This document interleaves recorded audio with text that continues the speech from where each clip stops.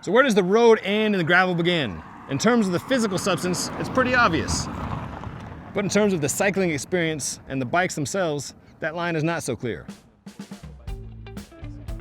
Today we're exploring that beautiful middle muddled ground.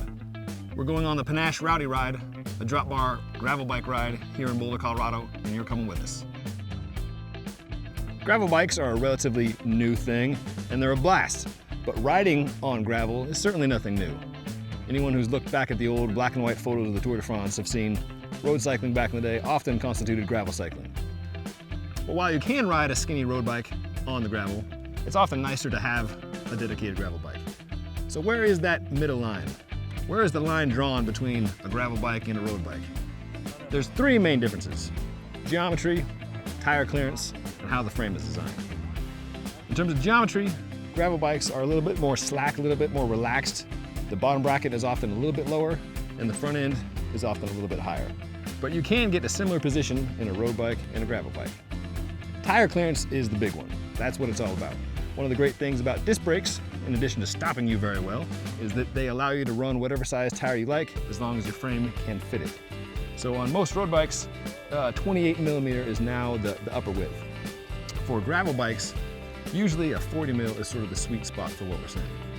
I found that you can get away with riding a road bike wherever you like to ride it, riding a gravel bike wherever you like to ride it.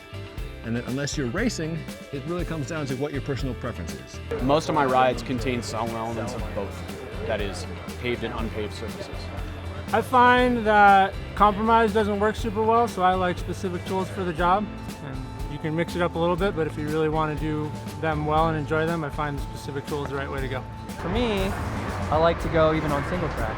And actually I think that's more fun. So it's kind of like rowdy riding. It's gravel, it's single track. It's just kind of connecting different sections of what we know with sections where we're like, hey, well, where does that trail go? You know, I think the idea of a gravel ride experience is safer. You're away from cars.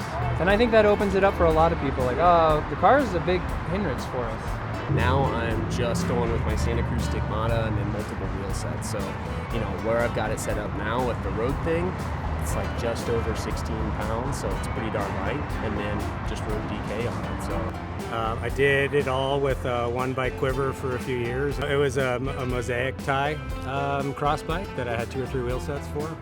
I added back in an Allied Alpha Road this year, and I've got the Mood Cyclo X RSL for anything on dirt. I mean, if you're thinking about kind of the one bike quiver, a gravel bike, you could argue that it's a better choice now than a road bike because you've got both disc brakes and you've got the option for wider tires.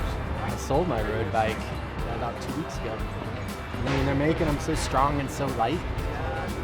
Might as well just air up the tires more if you're going up, spending more time on the road. And around here, most roads end in dirt, so just keep going. Pin up a number in the gravel and it's like the old road races. A lot of fun, good camaraderie, friendly racing, and beer at the end. So there's a continuum for bikes, from a dedicated road bike to a dedicated gravel bike. There's also a continuum for riders. Where do you like to ride? All road, all gravel, or a little bit of both? Bikes are pretty versatile things. You can ride yours pretty much wherever you like. For me, the line in the sand, the line in the pavement comes down to racing. If you're just looking to ride a bike to have fun, run whatever you like. If you want to optimize your experience for racing, you probably should have a road race bike for road racing and a dedicated gravel bike for gravel racing.